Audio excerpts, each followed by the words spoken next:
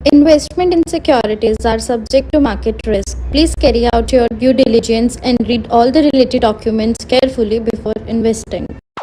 Channel को subscribe करना ना भूलें और हमारे ताज़ा वीडियो सबसे पहले देखने के लिए बेल आइकन को दबाएं।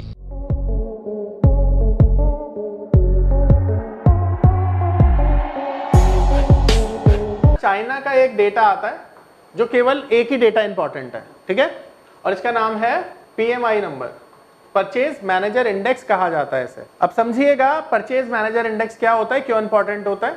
अब देखिए परचेज मैनेजर इंडेक्स ना आपको ये बताता है कि इकोनॉमी में जो सबसे बड़े 400 परचेज मैनेजर्स हैं वो किस तरह से मार्केट में खरीदारी कर रहे हैं, किस तरह से उनके पास ऑर्डर्स आ रहे हैं, किस तरह से उनकी इन्वेंट्री पाइलअप हो रही है, किस तरह से वो अपनी इन्वेंट्री को मैनेज कर रहे हैं, ये सारी चीजें। मान के चलिए अगर आपके पास ऑर्डर बुक अच्छी आ रही है और आपकी जो इन्वेंट्री है वो भी पाइलअप नहीं हो रही, बढ़ नहीं रही है, बल्कि गिर रही है, तो इसका मतलब है ऑर्डर एग्जीक्यूशन टाइम पे हो रहा है, डिलीवरी टाइम पे हो रही है, डिमांड सप्लाई सब अच्छे से चल रहा है, तो इसका मतलब है कि डेवलपमेंट हो रहा है, ग्रोथ हो रही है देश में। ग्रोथ का मतलब है कि जब चीजें हमारी सही समय पे बनती हैं और सही समय पे बन के बिकती हैं तो क्या होता है, ग्रोथ होती है। अब ये जो पीएमआई चाइना का हम देखते हैं ना, हर देश का होता है, पर देखना चाइना का इसलिए है क्योंकि चाइना दुनिया का सबसे बड़ा मैन्युफैक्चरिंग हब है। तो अगर चाइना मैन्युफैक्चरिंग करेगा और वो बहुत अच्छे लेवल पे होगा और उसका जो चाइना का जो समझो एक तरह से सप्लाई चेन है वो भी अच्छे से ग्रो कर रहा है, तो पीएमआई का जो फिगर है, जो डेटा है, ये अच्छे नोट पर आएगा और ये बताने का काम करता है कि देश में मैन्युफैक्चरिंग अच्छी हो रही है, ठीक है, और सारी चीजें मैन्युफैक्चरिंग से जो भी जुड़ी हुई हैं वो बेहतर तरीके से हो रही हैं। अब मैन्युफैक्चरिंग में जिन जिन चीजों की जरूरत पड़ती है, स्पेशली बेस मेटल, उनके लिए ये डेटा बड़ा इंपॉर्टेंट होता है। अब ये बताओ मैन्युफैक्चरिंग में सबसे पहले बेस मेटल की जरूरत होती है। अब बेस मेटल की डिमांड का अगर हम देखें तो वो भी चाइना के पीएमआई नंबर से ही पता चलता है, ठीक है। बेस मेटल के जो शेयर्स हैं कितना अच्छा करेंगे वो भी पीएमआई से पता चलता है, तो इसका ना एक परसेंटेज होता है। देखो ये जो 50 है ना, ये पैरामीटर है, यानी कि अगर ये लेस देन 50 है तो इसका मतलब है कि इकोनॉमी में कॉन्ट्रैक्शन हो रहा है, नीचे जा रही है इकोनॉमी, तो ये नेगेटिव माना जाता है। किसके लिए? बेस मेटल प्राइस और उनके शेयर्स के लिए। और अगर ये 50 से बड़ा है तो इसका मतलब है ये एक्सपेंशन है और इकोनॉमी के लिए ये पॉजिटिव माना जाएगा और बेस मेटल के शेयर्स के लिए भी पॉजिटिव माना जाएगा, ठीक है। तो जब भी बेस मेटल के शेयर्स को देखो, इस डेटा को जरूर देख लेना, यह हर महीने आता है, ठीक है। अब हम बात करेंगे यूएस की इकोनॉमी के डेटा। अब यूएस इकोनॉमी में सबसे पहला जो डेटा होता है वो होता है रिटेल सेल्स का। अब ये जो रिटेल सेल्स है, रिटेल सेल्स का मतलब है कि रिटेल लेवल पे कितनी सेल्स इकोनॉमी में हो रही हैं। अब आप लोग कौन है? रिटेलर है ना। अगर आप लोग डिमांड करेंगे तो सेल्स भी बढ़ेगी। अब आप लोग डिमांड कब करेंगे? जब आपकी नौकरी अच्छी चल रही है, बिजनेस अच्छा चल रहा है, तभी तो डिमांड करेंगे। नमस्कार दोस्तों, क्या आप स्टॉक मार्केट में शुरुआत करने का सोच रहे हैं और क्या आपको यह समझ में नहीं आ रहा है कि आपकी शुरुआत कहां से होनी चाहिए?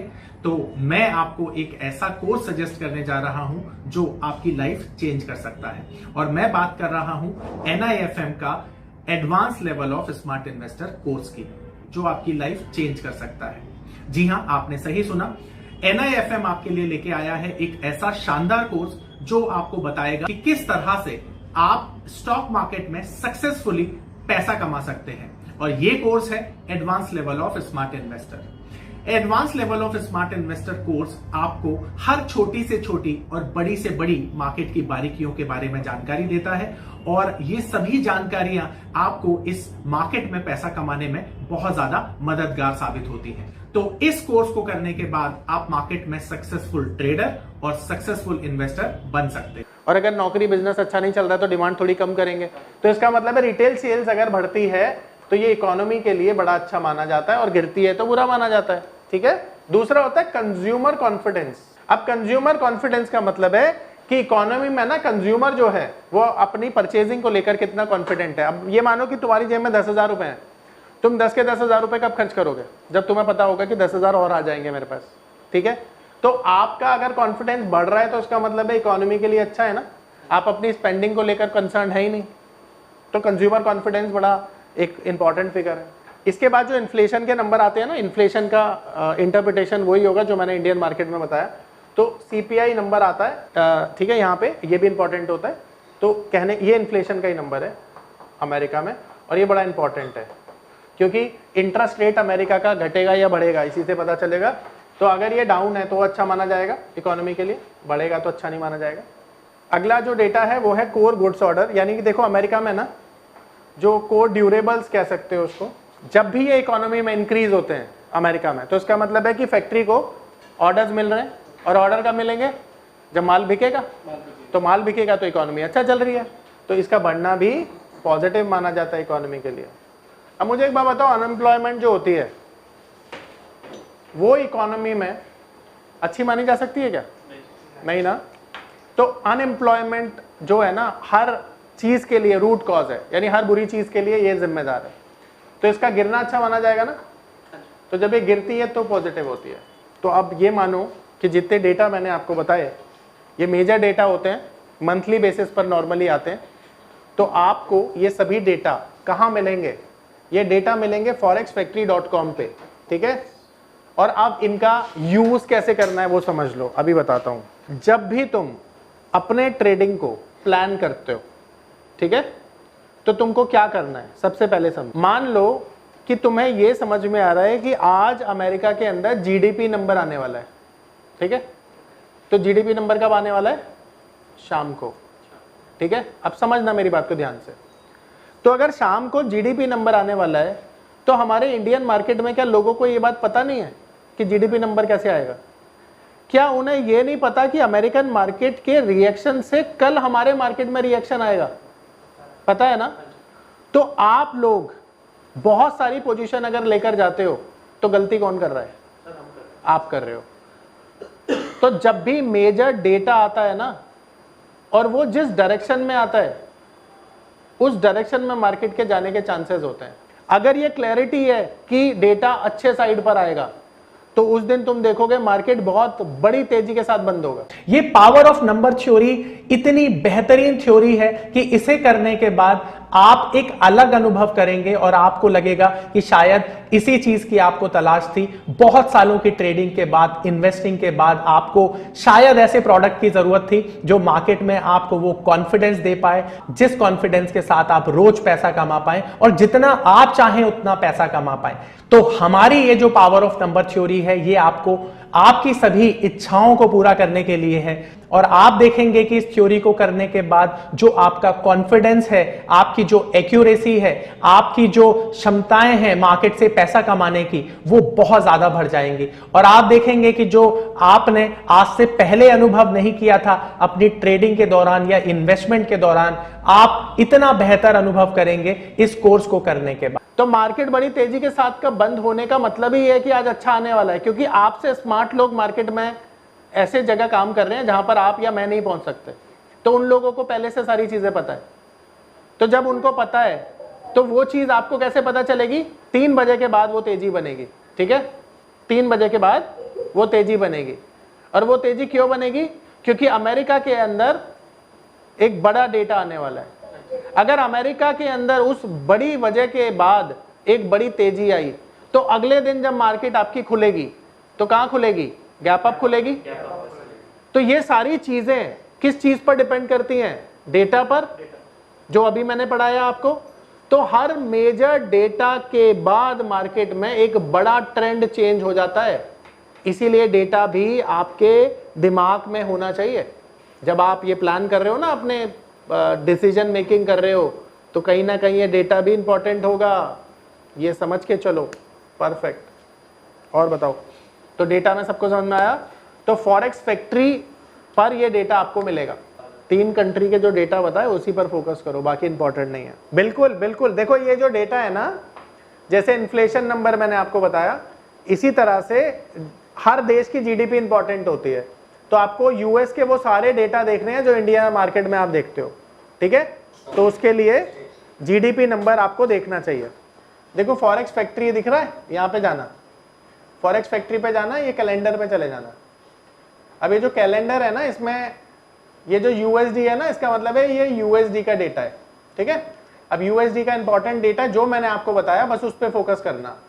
तो आप देखो अभी यूएसडी का कौन सा डेटा इंपॉर्टेंट है जो मैंने आपको बताया, अभी कोई नहीं आ रहा, देखो आ गया, पर ये न्यूजीलैंड का है। तो नॉन फार्म पेरोल नंबर होता है ना, हालांकि ये भी इंपॉर्टेंट होता है पर ये एम्प्लॉयमेंट से रिलेटेड है, ठीक है। यहाँ पे सरकारी विभाग के अतिरिक्त जो नौकरियाँ प्रोड्यूस होती हैं तो उसके बारे में बताया जाता है, तो इसको छोड़ देंगे अभी फॉर टाइम बिंग। मैं आपको दिखाता हूँ रिटेल सेल्स का। तो जब भी ये डेटा आएगा ना तो आपको अपनी प्लानिंग उसी हिसाब से करनी है। ये 15 तारीख को डेटा है, 14 तारीख को डेटा है रिटेल सेल्स का, ठीक है।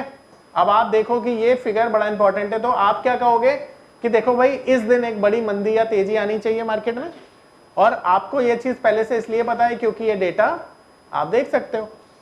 तो कहने का मतलब क्या है कि जिस दिन बड़ा डेटा होता है उस दिन बड़ी मूवमेंट आने के चांसेस होते हैं। देखो कितना सिंपल हो गया आपका ट्रेडिंग प्लान, ठीक है, इस तरह से देख लेना। अब मैं दिखा रहा हूं आपको जो मैंने आपको वो जो पैरामीटर्स बताए थे, अब उनको कैसे आपने देखना है ये बता रहा हूं। तो आप मनी कंट्रोल पे जाएंगे और कंपनी का सिलेक्शन कैसे करेंगे वो बता रहा हूं मैं आपको, ठीक है। तो यहां पर जाएंगे और मनी कंट्रोल जो पेज ओपन होगा तो आप देखेंगे यहां पे सर्च का ऑप्शन सबको नजर आ रहा है। अब मैं यहां पर आपसे एक एक कंपनी पूछूंगा सभी लोगों से और उसको एनालाइज करूंगा, ठीक है। तो पहले नंबर आपका, आप बोलो किस कंपनी को आप देखना चाहते हो। तिलक नगर इंडस्ट्रीज। किस्मत ना निशाने की तरह होती है, निशाना किसी का लग जाता है किसी का नहीं लगता, किस्मत उसी तरह से काम करती है। पर अगर निशानों की प्रैक्टिस की जाए तो निशाना अच्छा हो सकता है। किस्मत का भी ऐसे ही रहता है, ज्यादा प्रैक्टिस करोगे तो तुम्हारे फेवर में आ जाती है, समझ रहे हो। तो किस्मत को कैसे जीता जा सकता है बताओ। प्रैक्टिस करके, सिर्फ प्रैक्टिस करके। सही जवाब, प्रैक्टिस करके जीता जा सकता है।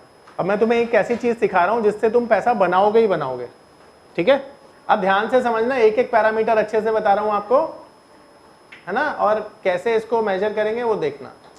तो इसकी एक बेसिक इंफॉर्मेशन ना यहां पर आपको दी गई है, बेसिक इंफॉर्मेशन आपके सामने।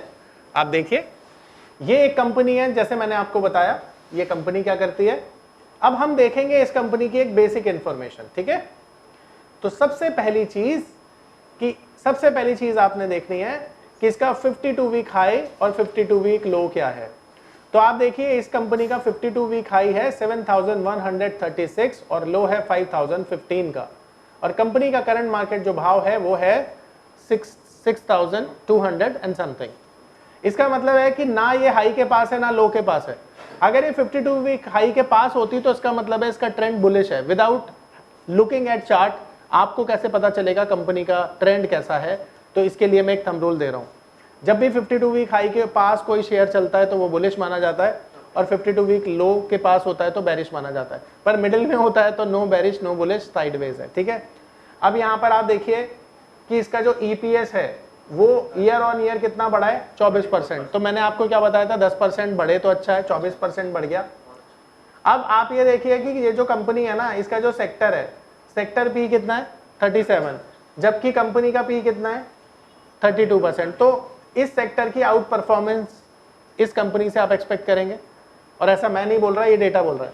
प्राइस टू बुक रेशो थोड़ा सा हायर साइड पे है, पर देखो यहाँ पे प्राइस टू बुक के साथ आप कॉम्प्रोमाइज करेंगे। पूछे क्यों?